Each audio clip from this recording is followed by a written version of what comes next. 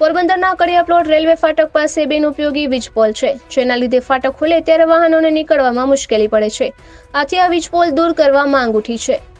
પોરબંદરના કડિયા plot railway ફાટક પાસે અગાઉ 11 kVનો વીજપોલ કાર્યરત હતો, જેમાં રહેલ વીજ લાઇન થોડા સમય અગાઉ સામેના ભાગે ફેરવવામાં આવી હોવાથી હવે આ વીજપોલ બિનઉપયોગી છે અને તેના પર કોઈ વીજ વાયર નથી.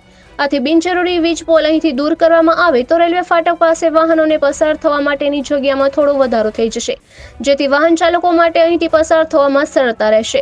ફાટક ખુલે ત્યારે વાહનોનો ટ્રાફિક જામ હોય છે, તે સમયે આ વીજપોલ વાહનોને પસાર થવામાં નડતરરૂપ રહે છે. આથી તે દૂર કરવામાં આવે તો ફાટક ખુલવા સમયે થતા ટ્રાફિક જામની સમસ્યા પણ કંઈક અંશે હળવી બનશે. આથી વહેલી તકે આ બિનઉપયોગી વીજપોલ દૂર કરવા માંગ ઉઠી છે. નિપુલ પોપટ, પોરબંદર ટાઈમ્સ.